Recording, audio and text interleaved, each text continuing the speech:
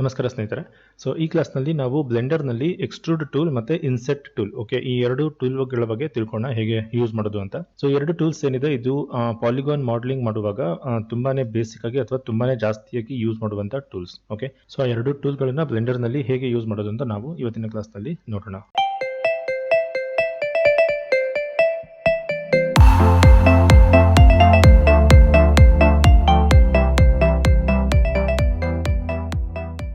ಮೊದಲನೇದಾಗಿ extrude tool ಬಗ್ಗೆ ನೋಡೋಣ ಸ್ನೇಹಿತರೆ. ಸೊ ಎಕ್ಸ್ಟ್ರೂಡ್ ಟೂಲ್ ನಲ್ಲಿ ನಾವು ಒಂದು ಫೇಸ್ ಇಂದ ಮತ್ತೊಂದು ಫೇಸ್ ನ ಕ್ರಿಯೇಟ್ ಮಾಡಬಹುದು. ಸೊ ಮತ್ತೆ ಇದು ಕೇವಲ ಫೇಸಸ್ಗೆ ಮಾತ್ರ ಅಲ್ಲ, ನಾವು ಫೇಸಸ್ ನ ಎಕ್ಸ್ಟ್ರೂಡ್ ಮಾಡಬಹುದು, ಇವನ್ ಎಡ್ಜಸ್ ನ ಕೂಡ ಎಕ್ಸ್ಟ್ರೂಡ್ ಮಾಡಬಹುದು, ಹಾಗೆ ವರ್ಟೈಸಸ್ ಗಳನ್ನು ಕೂಡ ಎಕ್ಸ್ಟ್ರೂಡ್ ಮಾಡಬಹುದು. ಓಕೆ, ಬಟ್ ಏನಪ್ಪಾ ಅಂದ್ರೆ ಇದು ಮ್ಯಾಕ್ಸಿಮಮ್ ಜಾಸ್ತಿ ಯೂಸ್ ಆಗೋದು ಫೇಸಸ್ ನ ಎಕ್ಸ್ಟ್ರೂಡ್ ಮಾಡೋದಕ್ಕೇನೆ. ಎಡ್ಜಸ್ ನ ಕೆಲವು ಸಲ ಯೂಸ್ ಮಾಡಬಹುದು, ಕೆಲವು ಕಡೆ ಎಡ್ಜಸ್ ನ ಎಕ್ಸ್ಟ್ರೂಡ್ ಮಾಡುವಂತದ್ದು ಕೂಡ ಯೂಸ್ ಆಗತ್ತೆ. ಬಟ್ ವರ್ಟೈಸಸ್ ಗಳನ್ನ ಎಕ್ಸ್ಟ್ರೂಡ್ ಮಾಡೋದು ತುಂಬಾ ಅಪರೂಪ. ಅದು ಪ್ರಾಕ್ಟಿಕಲ್ ಆಗಿ ಎಲ್ಲಿ ಯೂಸ್ ಆಗುತ್ತೆ, ಇವನ್ ನಾನು ಕೂಡ ಯಾವತ್ತು ಯೂಸ್ ಮಾಡಿಲ್ಲ. ಓಕೆ, ಬಟ್ ಆಪ್ಷನ್ ಇದೆ, ಟ್ರೈ ಮಾಡಿ ನೋಡಬಹುದು. ಓಕೆ, ಸೊ ನಾವು ಮೊದಲನೇದಾಗಿ ಫೇಸ್ ಎಕ್ಸ್ಟ್ರೂಷನ್ ಬಗ್ಗೆ ನೋಡೋಣ. ಸೊ ಬಾಕ್ಸ್ ನ ಸೆಲೆಕ್ಟ್ ಮಾಡಿ, ಟ್ಯಾಬ್ ಪ್ರೆಸ್ ಮಾಡಿ, ಎಡಿಟ್ ಮೋಡಿಗೆ ಬರ್ತೀರಾ. ಸೊ ಆಲ್ರೆಡಿ ಫೇಸ್ ಮೋಡಲ್ಲಿ ಇದೀನಿ ನಾನು. 3 ಪ್ರೆಸ್ ಮಾಡಿ, 1 2 3 ಪ್ರೆಸ್ ಮಾಡಿದ್ರೆ ಫೇಸ್ ಮೋಡಲ್ಲಿ ಇರ್ತೀವಿ. ಓಕೆ, ಸೊ ಈಗ ಫೇಸ್ ಮೋಡಲ್ಲಿ ಇದ್ದೀವಿ. ಈ ಫೇಸನ್ನ, ಟಾಪ್ ಫೇಸನ್ನ ಸೆಲೆಕ್ಟ್ ಮಾಡಿ. ಸೊ ಎಕ್ಸ್ಟ್ರೂಡ್ ಟೂಲಿಗೆ ಶಾರ್ಟ್ ಕಟ್ ಬಂದ್ಬಿಟ್ಟು ಬ್ಲೆಂಡರ್ನಲ್ಲಿ ಇ.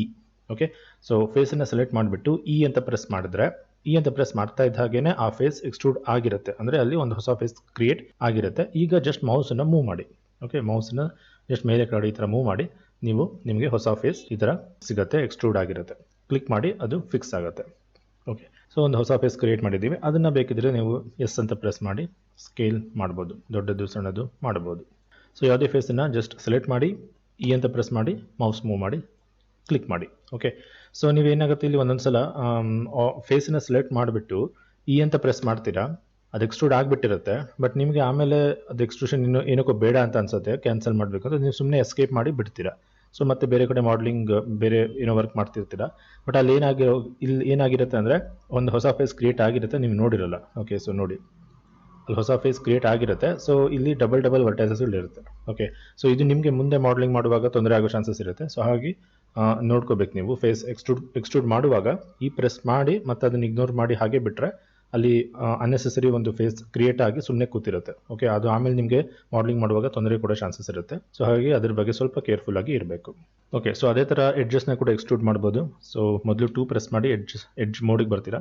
ಸೊ ನಿಮಗೆ ಬೇಕಾದಂಥ ಎಡ್ಜನ್ನು ಸೆಲೆಕ್ಟ್ ಮಾಡಿ, ಇ ಅಂತ ಪ್ರೆಸ್ ಮಾಡಿ. ಸೊ ಈ ಪ್ರೆಸ್ ಮಾಡ್ತಾ ಇದ್ದ ಹಾಗೆ ಅಲ್ಲಿ ಎಕ್ಸ್ಟ್ರೂಡ್ ಆಗಿರುತ್ತೆ ಎಡ್ಜ್. ಸೊ ಮೌಸ್ ಮೂವ್ ಮಾಡ್ತಾ ಇದ್ದಾಗೆ ಆ ಎಡ್ಜನ್ನ ಮೂವ್ ಮಾಡ್ಬೋದು. ಸೊ ಬಟ್ ಇಲ್ಲಿ ಆ ಎಡ್ಜ್ ಯಾವ ಡೈರೆಕ್ಷನಲ್ಲಿ ಮೂವ್ ಆಗಬೇಕು ಅನ್ನೋದನ್ನ ನಾವು ಹೇಳಬೇಕಾಗುತ್ತೆ. ಸೊ ಝೆಡ್ ಅಂತ ಪ್ರೆಸ್ ಮಾಡಿದ್ರೆ ಝೆಡ್ ಡೈರೆಕ್ಷನ್ ಮೂವ್ ಆಗುತ್ತೆ, ಎಕ್ಸ್ ಅಂತ ಪ್ರೆಸ್ ಮಾಡಿದ್ರೆ ಎಕ್ಸ್ ಡೈರೆಕ್ಷನಲ್ಲಿ ಮೂವ್ ಆಗುತ್ತೆ. ಸೊ ಇಲ್ಲಿ ವೈ ಡೈರೆಕ್ಷನ್ ವರ್ಕ್ ಆಗೋಲ್ಲ. ವೈ ಅಂತ ಪ್ರೆಸ್ ಮಾಡಿದ್ರೆ ನೋಡಿ ಅಲ್ಲಿ ಅದೇ ಎಡ್ಜ್ಗೆ ಪ್ಯಾರಲಲ್ ಆಗಿರೋದ್ರಿಂದ ಅದು ಇಲ್ಲಿ ಯೂಸ್ ಆಗಲ್ಲ. ಎಕ್ಸ್ ಅಥವಾ ಝೆಡ್ ನಿಮಗೆ ಯೂಸ್ ಆಗುತ್ತೆ. ಸೊ ಎಡ್ಜನ್ನ ಸೆಲೆಕ್ಟ್ ಮಾಡಿ, ಇ ಪ್ರೆಸ್ ಮಾಡಿ. So X Y Z press ಮಾಡ್ಬೋದು, ಇಲ್ಲಾಂದರೆ ನಿಮಗೆ ಗೊತ್ತಿದೆ ಅಲ್ವಾ, even middle mouse click press ಮಾಡಿ ನಿಮ್ಗೆ ಯಾವ ಡೈರೆಕ್ಷನ್ ಬೇಕೋ ಆ ಡೈರೆಕ್ಷನ್ನ ಸೆಲೆಕ್ಟ್ ಮಾಡಿ, ನಂತರ ಆ ಡೈರೆಕ್ಷನಲ್ಲಿ ಅದು ಮೂವ್ ಆಗುತ್ತೆ. ರೈಟ್, ನಂತರ ಲೆಫ್ಟ್ ಕ್ಲಿಕ್ ಮಾಡಿ, ಸೊ ಅಲ್ಲಿ ಫಿಕ್ಸ್ ಆಗುತ್ತೆ. ಸೊ ಈ ಥರ ಎಡ್ಜಸ್ನ ಕೂಡ ನಾವು ಈಸಿಯಾಗಿ ಎಕ್ಸ್ಟ್ರೂಡ್ ಮಾಡ್ಬೋದು. ಸೊ ಇದೇ ಥರ ಸ್ನೇಹಿತರೆ ಇಲ್ಲಿ ಇವನ್ ವರ್ಟೈಸಸ್ನ ಕೂಡ ಎಕ್ಸ್ಟ್ರೂಡ್ ಮಾಡ್ಬೋದು. ಸೊ 1 ಪ್ರೆಸ್ ಮಾಡಿ ವರ್ಟೆಕ್ಸ್ ಬರ್ತೀರಾ. ಸೊ ಒಂದು ವರ್ಟೆಕ್ಸ್ನ ಸೆಲೆಕ್ಟ್ ಮಾಡಿ, ಇ ಅಂತ ಪ್ರೆಸ್ ಮಾಡಿ ನೋಡಿ.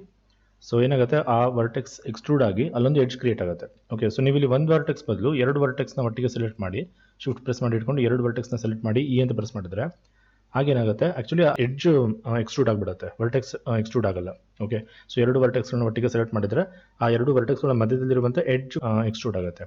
ನೀವು ಒಂದೇ ವರ್ಟೆಕ್ಸ್ನ ಎಕ್ಸ್ಟ್ರೂಡ್ ಮಾಡಿದ್ರೆ ಆಗ ಕೇವಲ ಆ ವರ್ಟೆಕ್ಸ್ ಎಕ್ಸ್ಟ್ರೂಡ್ ಆಗಿಬಿಟ್ಟು ಅಲ್ಲೊಂದು ಎಡ್ಜ್ ಕ್ರಿಯೇಟ್ ಆಗುತ್ತೆ ನೋಡಿ.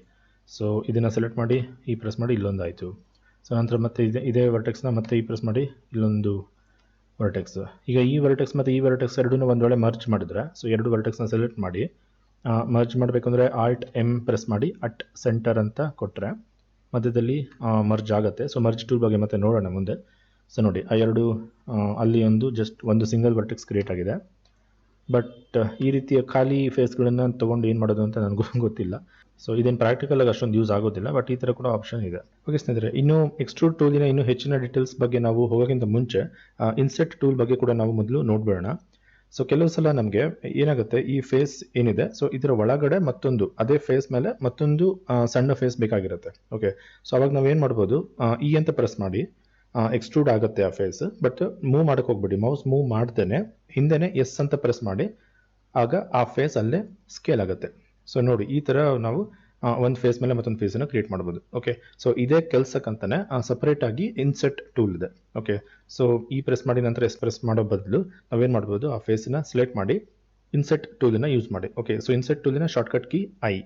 ಫೇಸನ್ನು ಸೆಲೆಕ್ಟ್ ಮಾಡಿ ನಂತರ ಐ ಅಂತ ಪ್ರೆಸ್ ಮಾಡಿ ಇನ್ಸೆಟ್ ಆಗಿರುತ್ತೆ. ಜಸ್ಟ್ ಈಗ ಮೌಸನ್ನು ಮೂವ್ ಮಾಡಿ, ನೀವು ನೋಡ್ಬೋದು ಆ ರಿಬನ್ ಬ್ಯಾರ್ ಆ ಥರ ಒಂದು ಲೈನ್ ಬರ್ತಾ ಇದೆಯಲ್ಲ, ಅದನ್ನು ರಿಬನ್ ಲೈನ್ ಅಂತ ಏನು ಹೇಳ್ತಾರೆ.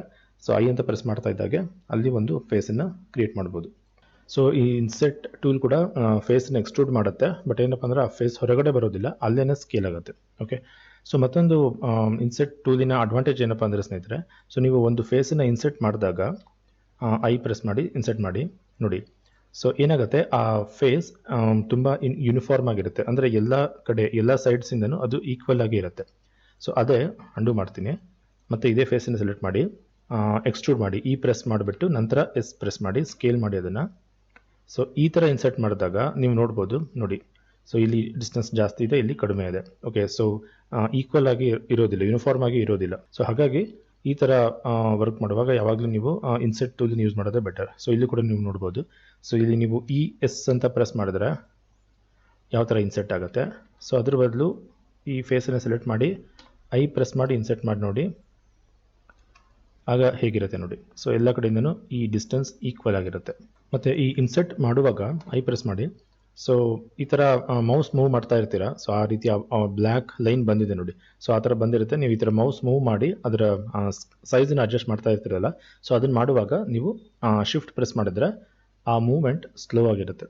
ಓಕೆ, ಸೊ ನಿಮಗೆ ಜಾಸ್ತಿ ಕಂಟ್ರೋಲ್ ಇರುತ್ತೆ, ನಿಧಾನವಾಗಿ ನಿಮ್ಗೆ ಎಷ್ಟು ಬೇಕೋ ಅಷ್ಟು ಸೈಜನ್ನು ಫಿಟ್ ಮಾಡ್ಬೋದು. ಓಕೆ, ಸೊ ಇದು ಕೇವಲ ಇನ್ಸೆಟ್ಗೆ ಮಾತ್ರ ಅಲ್ಲ, ಬೇರೆ ಎಲ್ಲ ಟೂಲಲ್ಲೂ ಅಷ್ಟೇ. ಇವನ್ ಈಗ ಇದನ್ನು ಸೆಲೆಕ್ಟ್ ಮಾಡಿ ಸ್ಕೇಲ್ ಮಾಡಬೇಕು ಈ ಫೇಸನ್ನು. ಸೊ ಎಸ್ ಪ್ರೆಸ್ ಮಾಡಿ, ಆಗ ಸ್ಕೇಲ್ ಮಾಡ್ತಿರ್ತೀರ, ಆವಾಗ ಶಿಫ್ಟ್ ಪ್ರೆಸ್ ಮಾಡಿ ಇಟ್ಕೊಂಡ್ರೆ ಅದು ನಿಧಾನವಾಗಿ ಆಗುತ್ತೆ.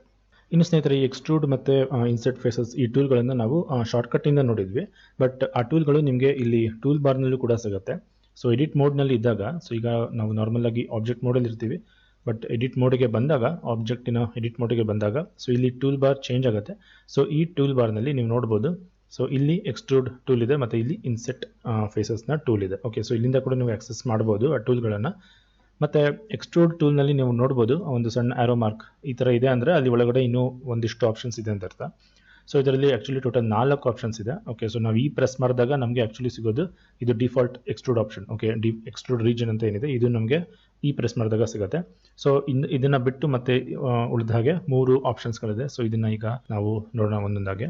ಇನ್ನು ಸ್ನೇಹಿತರೆ, ನೀವು ಫೇಸನ್ನು ಸೆಲೆಕ್ಟ್ ಮಾಡಿ ಈ ಪ್ರೆಸ್ ಮಾಡ್ತೀರಲ್ವಾ ಎಕ್ಸ್ಟ್ರೂಡ್ ಮಾಡಬೇಕು ಅಂದರೆ, ಸೊ ಈ ಬದಲು ಒಂದು ವೇಳೆ ನೀವು ಆಲ್ಟ್ ಇ ಪ್ರೆಸ್ ಮಾಡಿದ್ರೆ, ಫೇಸ್ನ ಸೆಲೆಕ್ಟ್ ಮಾಡಿ ಆಲ್ಟ್ ಇ ಪ್ರೆಸ್ ಮಾಡಿದ್ರೆ, ಸೊ ನಿಮಗೆ 3 ಆಪ್ಷನ್ಗಳು, ಎಕ್ಸ್ಟ್ರೂಡಿನ 3 ಆಪ್ಷನ್ಗಳು ಒಟ್ಟಿಗೆ ಇಲ್ಲಿ ಸಿಗುತ್ತೆ. ಓಕೆ, ಸೊ ನಿಮ್ಗೆ ಯಾವ್ದು ಬೇಕೋ ಆ ಆಪ್ಷನ್ ಇಲ್ಲಿಂದ ಸೆಲೆಕ್ಟ್ ಮಾಡ್ಬೋದು.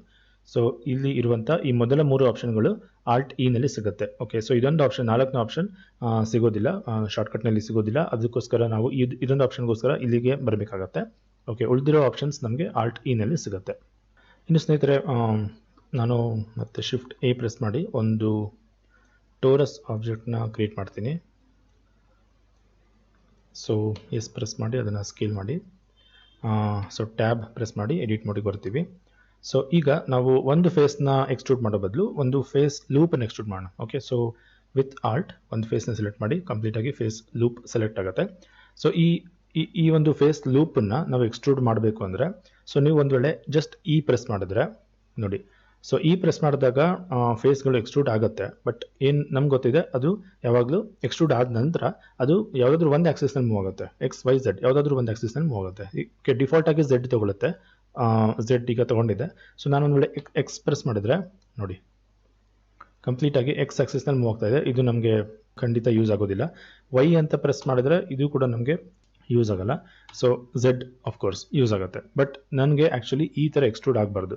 ಎಲ್ಲ ಫೇಸ್ಗಳು ತಮ್ಮ ನಾರ್ಮಲ್ ಡೈರೆಕ್ಷನಲ್ಲಿ ಮೂವ್ ಆಗಬೇಕು. ಓಕೆ, ಈ ಥರ. ಸೊ ಮತ್ತೆ ಫೇಸ್ ಲೂಪನ್ನು ಸೆಲೆಕ್ಟ್ ಮಾಡಿ. ಸೊ ಈಗ ಈ ಬದಲು ಆಲ್ಟ್ ಇ ಪ್ರೆಸ್ ಮಾಡಿ. ಸೊ ಈ ಸಲ ಎಕ್ಸ್ಟ್ರೂಡ್ ಫೇಸಸ್ ಬದಲು ಎಕ್ಸ್ಟ್ರೂಡ್ ಫೇಸಸ್ ಅಲಾಂಗ್ ನಾರ್ಮಲ್ಸ್ ಈ ಆಪ್ಷನ್ನ ಸೆಲೆಕ್ಟ್ ಮಾಡಿ. ಸೊ ಈಗ ಮೌಸ್ ಮೂವ್ ಮಾಡಿ ನೋಡಿ ಹೇಗೆ ಎಕ್ಸ್ಟ್ರೂಡ್ ಆಗ್ತಾ ಇದೆ. ಸೊ ಎಲ್ಲ ಫೇಸ್ಗಳು ತನ್ನ ನಾರ್ಮಲ್ ಡೈರೆಕ್ಷನ್ ಅಥವಾ ತನ್ನ ಪರ್ಪೆಂಡಿಕ್ಯುಲರ್ ಡೈರೆಕ್ಷನ್, ಅಂದರೆ ಆ ಫೇಸ್ ಯಾವ ಡೈರೆಕ್ಷನಲ್ಲಿ ಇದೆಯೋ ಸೊ ಅದೇ ಡೈರೆಕ್ಷನಲ್ಲಿ ಅದು ಎಕ್ಸ್ಟ್ರೂಡ್ ಆಗುತ್ತೆ. ಸೊ ಆ ಥರ ಆಗಬೇಕು ಅಂದರೆ ಫೇಸ್ ಡೈರೆಕ್ಷನ್ನಲ್ಲೇ ಆ ಫೇಸ್ಗಳು ಎಕ್ಸ್ಟ್ರೂಡ್ ಆಗಬೇಕು ಅಂದರೆ ನೀವು ಫೇಸ್ ಎಕ್ಸ್ಟ್ರೂಡ್ ಅಲಾಂಗ್ ನಾರ್ಮಲ್ಸ್ ಅದನ್ನು ಮಾಡಬೇಕಾಗತ್ತೆ. Okay, so alt E face extrude faces along normals. So ಆದರೆ ಇಲ್ಲಿ ಎಕ್ಸ್ಟ್ರೂಡ್ ಅಲಾಂಗ್ ನಾರ್ಮಲ್ಸ್ ಮಾಡಿದಾಗ ಸೊ ಫೇಸ್ ಡೈರೆಕ್ಷನಲ್ಲೇ ಎಕ್ಸ್ಟ್ರೂಡ್ ಆಗ್ತಾ ಇದೆ, ಬಟ್ ಆ ಎಲ್ಲ ಫೇಸ್ಗಳು ಒಂದಕ್ಕೊಂದು ಕನೆಕ್ಟ್ ಆಗಿದೆ. ಓಕೆ, ಸೊ ಅದೆಲ್ಲ ಕಂಪ್ಲೀಟ್ ಆಗಿ ಒಂದು ಸಿಂಗಲ್ ಆಬ್ಜೆಕ್ಟ್ ಥರ ಒಂದೇ ಒಂದು ಸಿಂಗಲ್ ಫೇಸ್ ಥರ ಎಕ್ಸ್ಟ್ರೂಡ್ ಆಗ್ತಾ ಇದೆ. ಸೊ ಒಂದು ವೇಳೆ ನಿಮಗೆ ಆ ಎಲ್ಲ ಫೇಸ್ಗಳು ಸಪರೇಟ್ ಆಗಿ ಎಕ್ಸ್ಟ್ರೂಡ್ ಆಗಬೇಕು ಅಂತ ಇದ್ದರೆ ಆಗ ನಮಗೆ ಈ ನೆಕ್ಸ್ಟ್ ಆಪ್ಷನ್ ಏನಿತ್ತಲ್ಲ ಎಕ್ಸ್ಟ್ರೂಡ್ ಇಂಡಿವಿಜುವಲ್ ಫೇಸಸ್ ಅಂತ ಇದು ಯೂಸ್ ಆಗುತ್ತೆ. ಓಕೆ, ಸೊ ಇದೇನು ಮಾಡುತ್ತೆ, ಇದು ನಾರ್ಮಲ್ಸ್ ಡೈರೆಕ್ಷನಲ್ಲೇ ಎಕ್ಸ್ಟ್ರೂಡ್ ಮಾಡುತ್ತೆ, ಫೇಸಿನ ನಾರ್ಮಲ್ ಅಥವಾ ಪರ್ಪೆಂಡಿಕ್ಯುಲರ್ ಡೈರೆಕ್ಷನಲ್ಲೇ ಎಕ್ಸ್ಟ್ರೂಡ್ ಮಾಡುತ್ತೆ. ಜೊತೆಗೆ ಎಲ್ಲ ಫೇಸ್ಗಳನ್ನು ಇಂಡಿವಿಜುವಲ್ ಆಗಿ ಎಕ್ಸ್ಟ್ರೂಡ್ ಮಾಡುತ್ತೆ. ಸೊ ಜಾಸ್ತಿ ಫೇಸ್ಗಳನ್ನು ಸೆಲೆಕ್ಟ್ ಮಾಡಿದಾಗ ಆ ಎಲ್ಲ ಫೇಸ್ಗಳು ಸಪರೇಟ್ ಆಗಿ ಎಕ್ಸ್ಟ್ರೂಡ್ ಆಗಬೇಕು ಅಂದರೆ ನಿಮಗೆ ಎಕ್ಸ್ಟ್ರೂಡ್ ಇಂಡಿವಿಜುವಲ್ ಫೇಸಸ್ ಇದನ್ನು ತಗೊಳ್ಳಿ ನೋಡಿ. ಸೊ ಇದು ಕೂಡ ನಾರ್ಮಲ್ ಅಥವಾ ಪರ್ಪೆಂಡಿಕ್ಯುಲರ್ ಡೈರೆಕ್ಷನಲ್ಲಿ ಎಕ್ಸ್ಟ್ರೂಡ್ ಆಗುತ್ತೆ, ಆದರೆ ಸಪರೇಟ್ ಆಗಿ ಒಂದೊಂದು ಫೇಸ್ ಕೂಡ ಸಪರೇಟ್ ಆಗಿ ಎಕ್ಸ್ಟ್ರೂಡ್ ಆಗುತ್ತೆ. ಸೊ ಇಲ್ಲೂ ಕೂಡ ನಾವು ಈ ಎರಡು ಆಪ್ಷನ್ಗಳ ಡಿಫರೆನ್ಸ್ನ ನೋಡ್ಬೋದು. ಸೊ ಈ 4 ಫೇಸ್ಗಳನ್ನು ಸೆಲೆಕ್ಟ್ ಮಾಡಿ ಆಲ್ಟ್ ಇ ಪ್ರೆಸ್ ಮಾಡಿ ಎಕ್ಸ್ಟ್ರೂಡ್ ಫೇಸ್ ಅಲಾಂಗ್ ನಾರ್ಮಲ್ಸ್ ಅಂತ ಕೊಡಿ ನೋಡಿ. ಸೊ ಇದು ಹೇಗೆ ಎಕ್ಸ್ಟ್ರೂಡ್ ಮಾಡುತ್ತೆ ಅದೇ ನಾನು ಅಂಡು ಮಾಡಿದ್ದೀನಿ. ಮತ್ತೆ 4 ಫೇಸ್ನ ಸೆಲೆಕ್ಟ್ ಮಾಡಿ ಆಲ್ಟ್ ಇ ಪ್ರೆಸ್ ಮಾಡಿ ಎಕ್ಸ್ಟ್ರೂಡ್ ಇಂಡಿವಿಜುವಲ್ ಫೇಸಸ್ ಅಂತ ಕೊಡಿ. ಇದು ಹೇಗೆ ಎಕ್ಸ್ಟ್ರೂಡ್ ಮಾಡುತ್ತೆ ನೋಡಿ. ಓಕೆ, ಸೊ ನಾವು ವರ್ಕ್ ಮಾಡುವಾಗ ನಮ್ಗೆ ಯಾವ್ದು ಬೇಕು ಅದನ್ನು ನಾವು ಯೂಸ್ ಮಾಡ್ಕೋಬೋದು. ಓಕೆ ಸ್ನೇಹಿತರೆ, ಈ ಎಕ್ಸ್ಟ್ರೂಡ್ ಮತ್ತು ಇನ್ಸರ್ಟ್ ಫೇಸಸ್ ಬಗ್ಗೆ ನಾವು ಇನ್ನೂ ಸ್ವಲ್ಪ ಕಲಿಯೋದಿದೆ ಆ್ಯಕ್ಚುಲಿ. ಅದನ್ನು ನೆಕ್ಸ್ಟ್ ಕ್ಲಾಸ್ನಲ್ಲಿ ನಾವು ಕಂಟಿನ್ಯೂ ಮಾಡೋಣ. ಹಾಗೆ ನೆಕ್ಸ್ಟ್ ಕ್ಲಾಸ್ನಲ್ಲಿ ಮತ್ತೆ ಒಂದು 2 ಟೂಲ್ಗಳನ್ನು ಯೂಸ್ ಮಾಡಿ ಒಂದಿಷ್ಟು ಸಿಂಪಲ್ ಮಾಡೆಲ್ಗಳನ್ನು ಕೂಡ ಕ್ರಿಯೇಟ್ ಮಾಡೋದನ್ನು ನೋಡೋಣ. ಓಕೆ, ಸೊ ಮುಂದಿನ ಕ್ಲಾಸ್ನಲ್ಲಿ ಮತ್ತೆ ಭೇಟಿಯಾಗೋಣ. ನಮಸ್ಕಾರ.